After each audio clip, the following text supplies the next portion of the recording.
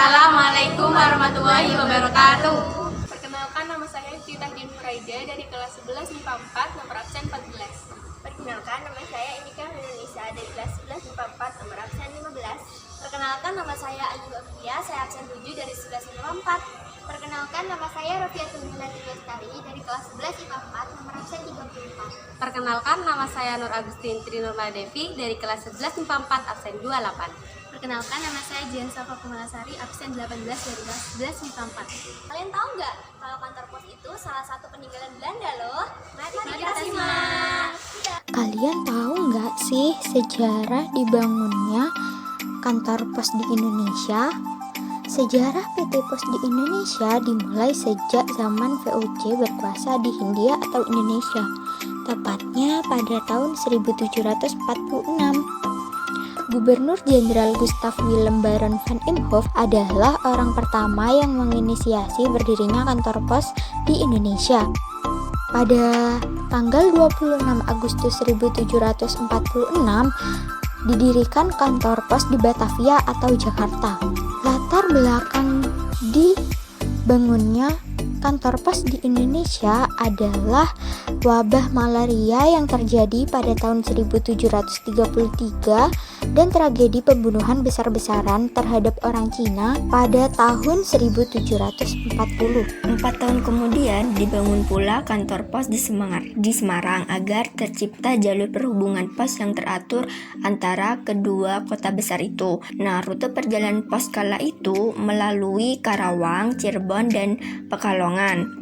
Dibukanya Jalan Raya Pos kian memperlancar akses distribusi informasi di Hindia. Jalan itu dibangun pada masa awal Gubernur Jenderal Herman Willem Daendels pada tahun 1808 sampai 1811. Daendels mempelopori pembukaan jalur sepanjang 1000 km di pesisir utara Jawa dari Anyer sampai Panarukan. Proyek besar ini menelan belasan ribu korban jiwa dari orang-orang Bumi Putra yang dijadikan pekerja paksa.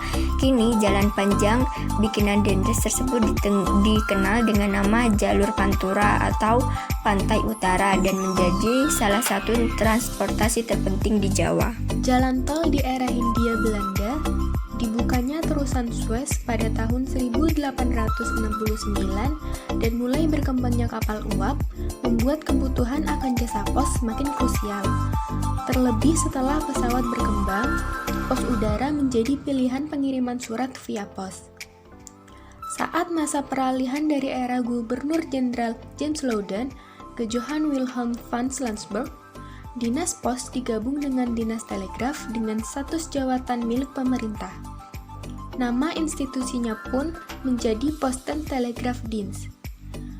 Tahun 1877, Dinas Pos dan Telegraf Hindia Belanda tergabung sebagai anggota Union Postal Universal, yakni terhubung dalam pengiriman surat dan barang secara internasional.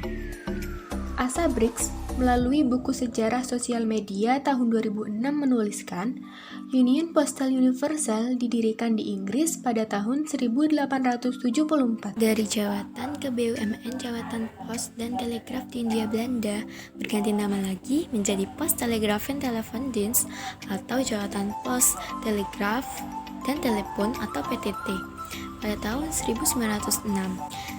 Sejak tahun 1931, Pos Telegraf en Telefoondienst atau Jawatan Pos menjadi perusahaan negara kolonial.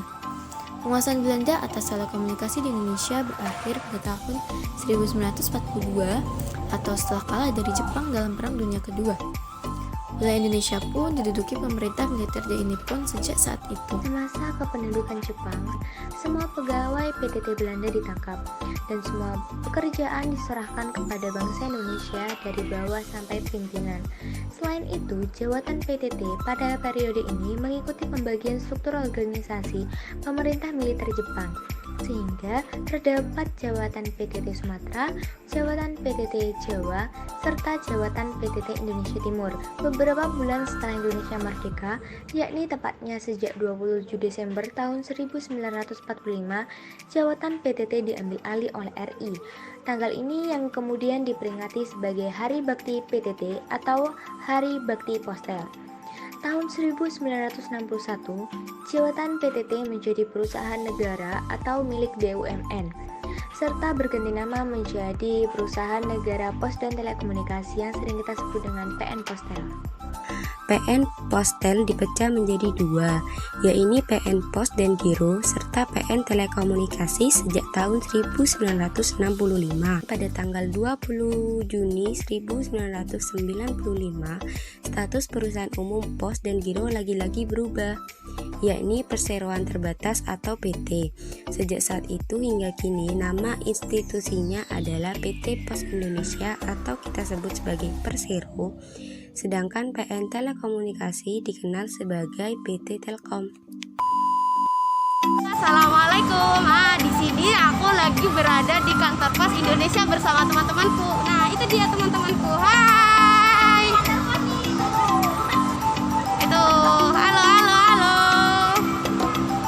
Jadi teman-teman, kita di sini akan membuat vlog tentang kantor pos Indonesia yang ada di Jember.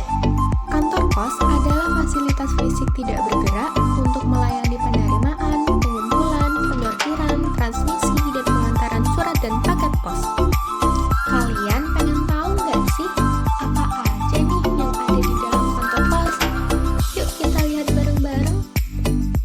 Nah, di dalam kantor pos terdapat berbagai loket yang dibagi-bagi menurut jenis layanan, seperti loket pengiriman surat dalam negeri, loket surat luar negeri, dan loket vessel pos.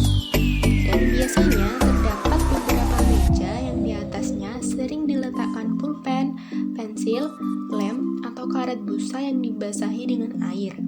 Pemakai jasa bisa menggunakan meja untuk menulis atau menyiapkan surat atau paket yang hendak dikirim. Nah guys, sekarang kita mau lihat jam layanannya ya. Jadi ini ada tertera di sini. Jam layanan pertama Senin sampai Kamis jam 7:30 sampai jam 8 malam. Jumat sampai Sabtu dan Minggu jam 8 sampai jam 1. Nah, jadi di kantor pos itu nggak hanya melayani surat-surat atau barang-barang. Nah, di sini itu juga kantor pos menyediakan sebuah mading untuk informasi-informasi. Jadi kita bisa mengetahui informasi-informasi tertentu dari kantor pos ini. Nah, setelah kita mengetahui bagian umum kantor pos, selanjutnya kita ke belakang yuk. Ikutin kita.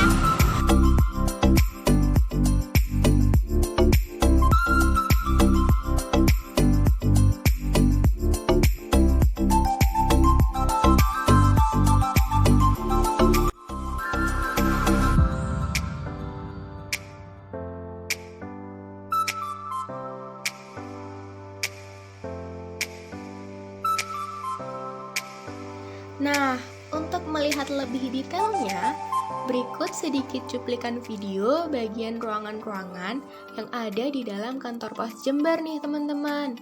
Kalian belum pada tahu kan? Untuk penjelasan lebih lanjut, yuk kita simak video berikut ini. Halo Rek. Nah, jadi di sini aku ada di bagian ruangan. Nah, tuh kayak gini tuh ruangannya kayak gitu ya. Kita akan cari bapak-bapak atau mas ya, buat kita tanya sih buat apa, sama nama apa sih ruangan ini, sama juga manfaatnya ya. Oke, Assalamualaikum Bapak. Dengan Bapak siapa? Dengan Bapak Amin. Iya, Pak juga peteng di sana, Pak. Di sini. Nah, ya. Bapak ini ruangannya apa namanya, Pak? Ini namanya ruangan puri. Puri. Atau prostan namanya. Oh, prostan. Dan transportasi. Oh, tujuannya ada ruangan ini buat apa ya, Pak? Yang pertama tujuannya ini barang masuk ke kantor pos Jember khususnya itu harus lewat ke bagian ini dulu. Jadi semua dari seluruh Indonesia yang tujuannya ke Jember Di packing di sini dulu berarti, Pak? juga di packing terus dicek ini nanti masuk ke wilayah mana itu namanya sortir. Jadi semua barang pos yang masuk ke kantor pos Jember itu kita sebarkan ke kecamatan atau ke wilayah kota itu harus masuk ke namanya bagian puri. Puri terlebih dahulu ya, Pak, baru bisa Ya, dikirim dulu. baru bisa dikirim ke tiap-tiap bagian atau kecamatan, baru bisa disampaikan pada penerima. Iya, dadah Bapak, terima kasih. Ya. Nah, itu dari penjelasan dari bapaknya bahwasannya ruangan ini yaitu ruangan puri. Jadi sebelum barang-barang itu dikirim ke yang menerimanya, jadi barang itu akan ditaruh di sini dulu, terus nanti dibagi-bagi sesuai dengan bagian daerah yang akan dikirim. Jadi teman-teman, ini adalah integrasi logistik atau inlog yang berada di kantor pos. Jadi inlog itu berfungsi untuk menyimpan barang-barang yang berukuran besar sementara dan hanya satu jenis. Jadi contohnya itu ada bibit jagung atau bibit padi yang jumlahnya sangat besar dan bertonton. Selain untuk menyimpan barang kiriman yang ukuran besar, nah inlog ini juga bisa untuk menyimpan berkas-berkas suatu perusahaan. Misalnya nih, perusahaan yang ada di Jember, nah itu akan pindah ke Surabaya. Nah, berkasnya ini akan disimpan di sini dulu. Nah, setelah perusahaan yang di Surabaya sudah jadi, berkas-berkas yang ada di inlog ini akan dikirim ke Surabaya. Selain itu, misalnya perusahaan A yang akan mengirim suatu berkasnya ke perusahaan B. Nah, itu berkasnya itu juga bisa dikomunikasikan ke inlog dulu, nanti baru dikirim ke perusahaan B. Jadi teman-teman, sekarang kita ada di depan ruangan sarana prasarana dan SDM. Nah, SDM berfungsi sebagai pengecek kinerja dari para pekerja dan menempatkan para pekerja sesuai keahlian. Sedangkan sarana prasarana berfungsi sebagai penyedia dari berlangsungnya pekerjaan di sini. Contohnya loket membutuhkan meja, telepon, dan alat yang lainnya. Oke guys, kali ini kita udah ada di depan ruangan Pos Bea dan Cukai. Nah, di ruangan ini merupakan tempat untuk penerimaan barang, misal dari luar negeri. Misal kita dapat kiriman nih dari Malaysia dan baru dikirim ke Jember. Maka kiriman tersebut harus diterima di tempat ini dulu untuk dicek perpajakannya, apa sudah dibayar atau belum. Maka jika udah dibayar, maka barang tersebut bisa langsung dikirim ke tempat tujuan. Nah, jadi di sini adalah tempat aula, di mana tempat aula itu digunakan untuk tempat pertemuan. Contohnya saja, misalnya salah satu pekerja sudah ada yang mau pensiun, nah itu dirapatkan di sini dan melakukan pertemuan di sini.